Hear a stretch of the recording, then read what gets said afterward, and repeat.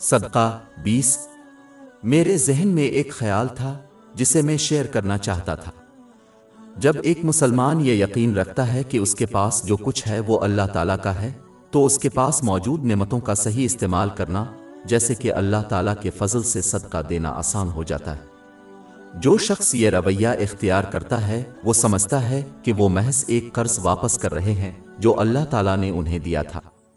باب 2 البقرہ آیت 204۔ اے لوگو جو ایمان لائے ہو، جو کچھ ہم نے تمہیں دیا ہے اس میں سے خرچ کرو۔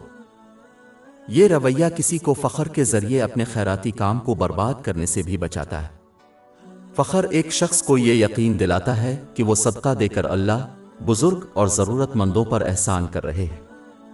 لیکن جس طرح سے کوئی شخص بنک کا قرض بغیر فخر کے واپس کرتا ہے، مسلمانوں کو یہ سمجھنے کی ضرورت ہے کہ وہ اپنے صدقہ کو اللہ تعالیٰ کے دیے ہوئے قرض کی ادائیگی کا ایک طریقہ ہے۔ اس کے علاوہ ضرورت مند اپنا صدقہ لے کر عطیہ کرنے والوں پر احسان کر رہے ہیں۔ ضرورت مند ان کے لیے اللہ تعالیٰ سے اجر حاصل کرنے کا ذریعہ ہے اور ان کے بغیر یہ ناممکن ہے۔ اگر کوئی یہ سمجھے کہ ان کی دولت ان کی ذہانت اور قوت سے جمع ہوئی ہے تو اسے سمجھنا چاہیے کہ یہ چیزیں بھی اللہ تعالیٰ نے عطا کی ہیں۔ لہٰذا اس قرض کو دولت جیسی نعمتوں کی صورت میں اللہ تعالیٰ کی طرف لوٹایا جانا چاہیے، ورنہ ان کو عذاب کا سامنا کرنا پڑ سکتا ہے جو دنیا میں شروع ہو کر آخرت تک جاری رہے گا۔ جب کوئی صدقہ کرتا ہے تو اس کا لین دین کسی مسکین سے نہیں ہوتا بلکہ اللہ تعالیٰ سے ہوتا ہے۔